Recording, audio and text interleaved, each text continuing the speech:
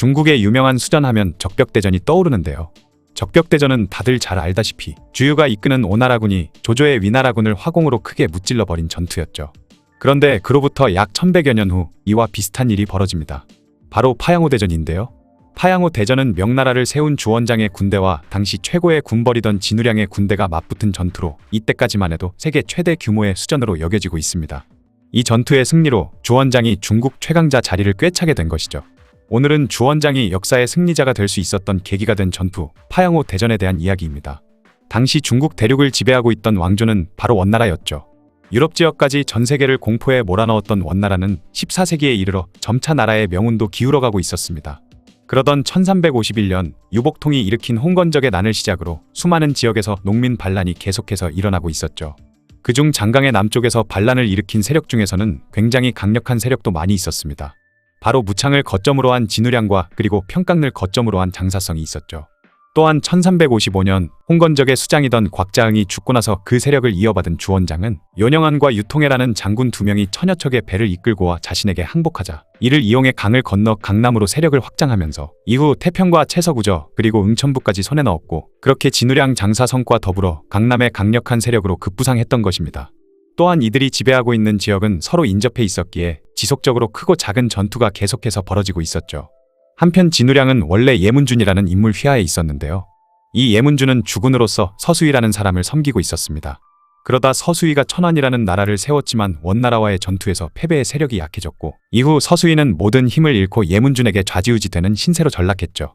그러던 1357년 진우량은 예문준을 습격해 죽여버리고 서수위의 세력을 통째로 집어삼켜버렸습니다. 이후 진우량은 수많은 지역을 먹어버리면서 장강 이남의 최대 세력이 되었죠. 그렇게 진우량과 주원장은 태평을 경계로 마주하게 되었습니다. 그러던 1360년 진우량은 주군이었던 서수위까지 암살하고 자신이 스스로 황제의 자리에 오른 뒤 주원장을 공격하러 나섰죠. 그리고 얼마 안가 태평을 빼앗은 진우량은 장사성에게 사신을 보내 함께 응천부를 공격하자고 권했습니다. 당시 주원장 입장에서는 진우량도 막기 힘든데 장사성까지 공격해 온다면 도저히 막을 방법이 없는 상태였죠. 당연히 응천부에서는 난리가 났고 주원장은 역대 최대 위기에 처하고 말았습니다. 주원장 휘하의 장수들은 항복하자는 주장과 종산으로 도망친 뒤 굳게 수비만 하자는 주장, 그리고 그냥 맞부딪혀 싸우자는 주장 등 의견이 분분한 상황이었죠. 결국 주원장은 싸우자는 주장을 받아들여 곳곳에 매복을 시킨 뒤 진우량 군대를 포위해서 공격하자는 작전을 세웠고 마침내 용만이라는 곳에서 전투가 벌어지게 되었죠. 이때 양군의 수군이 뒤엉켜 싸우는 와중 육지에서도 주원장의 군대가 협공을 가하자 진우량의 군대는 결국 엄청난 대패를 당하고 말았습니다. 심지어 진우량은 작은 배로 옮겨 탄 뒤 급하게 달아날 수밖에 없었죠.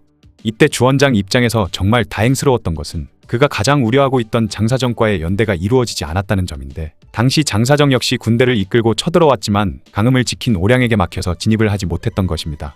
그렇게 주원장은 최대의 위기를 벗어나는 동시에 지금까지 우세했던 진우량과의 격차를 많이 줄일 수 있었죠. 주원장은 기세를 몰아 이제는 공세적인 태도로 진우량을 밀어붙이기 시작했는데 이후 태평을 다시 되찾을 수 있었습니다. 하지만 진우량도 당하고만 있을 순 없었기에 반격에 나섰지만 또다시 패배해 거점이던 안경, 강주, 남창 등 수많은 영토를 빼앗기면서 근거지이던 무창까지 물러나는 수모를 겪어야 했죠. 그렇게 승승장구하던 주원장은 급속도로 성장한 반면 최강자로 군림하던 진우량의 세력은 점점 약화되기 시작했습니다. 그러자 더 이상 참을 수 없었던 진우량은 마침내 결단을 내리게 되었죠. 진우량은 모든 전력을 동원해 주원장과 맞붙어 다시 형세의 역전을 꾀했던 것입니다. 그리고 30m 높이나 되는 대형 전함 수백 척을 거느리고 60만 대군을 동원해 남창으로 향했죠. 이때 주원장은 장사성의 영토인 안풍을 공격하고 있던 상황이었는데요. 만약 진우량이 남창을 함락시키게 되면 주원장의 군대는 퇴로가 막혀 앞뒤로 장사성과 진우량의 공격을 고스란히 당해야 했던 것이죠. 그렇게 진우량 군대는 순식간에 남창을 포위해버렸으며 남창을 공략하기 위해 운제와 충차 등 모든 것을 총동원해 남창을 공략하기 시작했습니다. 당시 남창을 지키던 주문정과 등유는 85일간이나 악착같이 버텼고 그 사이에 주원장은 안풍의 포위를 풀고 무사히 돌아올 수 있었던 것이죠. 그러자 진우량은 어쩔 수 없이 파양호까지 군대를 후퇴시킬 수밖에 없었고 주원장은 20만의 병력을 동원해 파양호까지 진격한 뒤 진우량과의 운명을 건 결전에 돌입하게 되었습니다. 당시 진우량의 수군 함선은 굉장히 높고 컸던 반면 주원장의 배는 작은 소함선으로 고개를 들어야지 적군을 바라볼 수 있을 정도였는데요. 진우량의 대형 전함들은 배와 배 사이를 사슬로 잇고 있었기 때문에 상대적으로 느렸지만 주원장의 배들은 작지만 굉장히 민첩하게 움직일 수 있었죠. 그렇게 1363년 7월 21일 새벽 조용하던 파양호는 수십만 대군이 외치는 함성 소리로 가득 차면서 마침내 양군의 격돌이 시작되었습니다. 대혼전 속에서 주원장의 함선들은 진우량의 대형 전함의 공격으로 인해 속수무책으로 당할 수밖에 없었죠.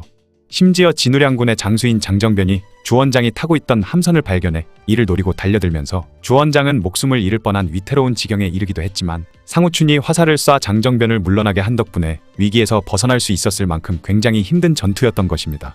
다음 날인 7월 22일 전투에서도 진우량은 모든 전력을 쏟아부었는데요. 대형 전함의 위용에 주원장의 군대는 사기가 꺾일 대로 꺾여버리고 말았고 전투에 나서려 하지 않았던 것이죠. 이에 주원장은 직접 전선에 나가 지휘를 이어나가며 우물쭈물하는 자는 스스로 베어버리기까지 하면서 전투를 독려했습니다. 그러자 주원장의 병졸들은 죽기를 각오하고 결전에 임하면서 피 튀기는 엄청난 대열전이 벌어졌죠. 게다가 이번에는 주원장의 곁에 있던 유기가 다른 배로 도망쳐야 한다며 소리치자 주원장은 영문도 모른 채 다른 배로 이동했는데 이후 석포가 날아와 주원장이 타고 있던 배를 박살내버리기도 할 만큼 위태로운 전투였습니다. 그 정도로 여전히 진우량군이 엄청나게 우세한 상황이었던 것이죠. 하지만 진우량군에도 문제가 있었는데 모든 전력을 쏟아부어 남창을 공략하려 했지만 실패했었기 때문에 이에 대한 피로도가 누적되어 있었던 것입니다. 또한 전투가 있기 전 주원장은 몰래 병력을 보내 진우량의 퇴로를 막아버렸기 때문에 진우량의 부대는 보급까지 원활하지 않았던 것이죠. 그렇게 난전이 한창이었을 때 갑자기 동북풍이 굉장히 맹렬한 기세로 불기 시작했습니다. 이는 하늘이 내려준 기회라 여긴 주원장은 7척의 불붙은 배를 진우량의 함대로 돌진시켰고 서로 엮여있던 진우량의 대함선들은 모조리 타들어가기 시작했죠. 거센 바람도 한몫 단단히 하다보니 불길은 걷잡을 수 없이 커졌고 연기와 화염이 하늘에 가득했으며 호수는 불빛이 비친 건지 병사들이 흘린 피 때문인지는 모르겠지만 호수 전체가 붉게 물들어 있었습니다.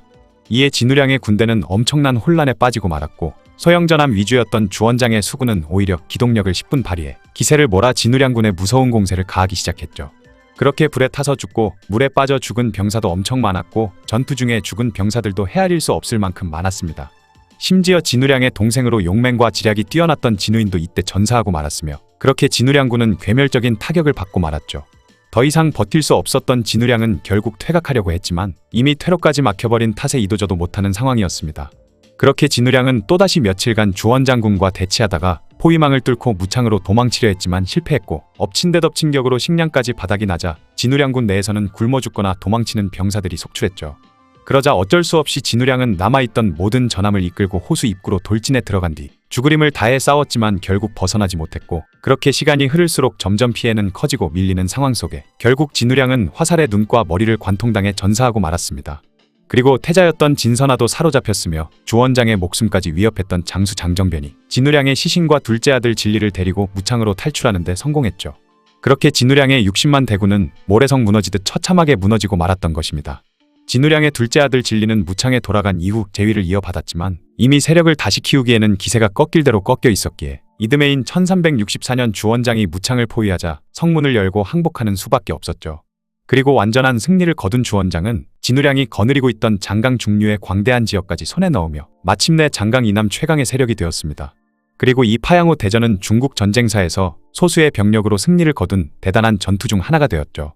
그리고 주원장은 이후 주적이던 장사정과 원나라를 몰아내고 중국 대륙을 통일한 왕조인 명나라를 세우게 됩니다.